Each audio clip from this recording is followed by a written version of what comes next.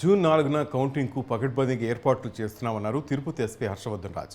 6 కేంద్ర బలగాలు 2540 మంది పోలీసులు కౌంటింగ్ సెంటర్ వద్ద బందోబస్తు ఉంటారని చెప్పారు. రాజకీయ పార్టీల నేతలు కౌంటింగ్ సెంటర్ వద్ద హడావుడి చేయొద్దని సూచించారు. 144 సెక్షన్ 30 యాక్ట్ అమల్లో ఉందని, విజయోత్సవ ర్యాలీలు సంబరాలు చేయకూడదని చెప్పారు.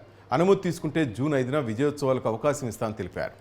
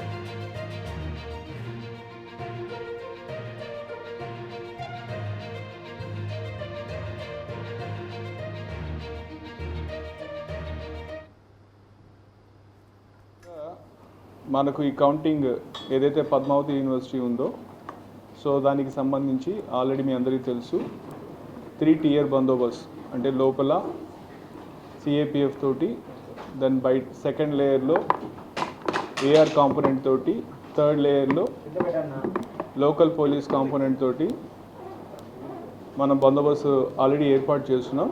సో బందోబస్తు అంతా కూడా ఇంటాక్ట్ ఉంది. సో ఆ రోజు 4th రోజు ఇంకొక అడిషనల్ లేయర్ ఆఫ్ బందోబస్తు అంటే బయట కూడా inner cordons and outer cordons అని చెప్పి బందోబస్తు ఏర్పాటు చేయడం జరుగుతుంది. సో ఈ మొత్తం బందోబస్తు అందరికి కూడా టోటల్గా ఫోర్స్ డిప్లాయ్మెంట్ దరిదాపుగా మన డిస్ట్రిక్ట్లో ఉన్నటువంటి 2500 మంది ఫోర్స్ ప్లస్ ఇది కాకుండా మనకు ఒక 2 companies of CAPF already present మనకు ఒక 6 ప్లటూన్స్ ఆఫ్ సిఏపిఎఫ్ ఉన్నాయి. తర్వాత ఒక 30 మంది తమిళనాడు పోలీసెస్ సంబంధించిన ఆర్మ్డ్ కాంపోనెంట్ ఉంది. అది కాకుండా ఆ రోజుకి మనకు ఇంకా 2 అడిషనల్ కంపెనీస్ వస్తాయి. దాంతోపాటు ఇంకొక 3 ఎక్స్ట్రా ఏపీఎస్పీ ప్లటూన్స్ కూడా మనకు ఆర్మ్డ్ ప్లటూన్స్ రావడం జరుగుతుంది.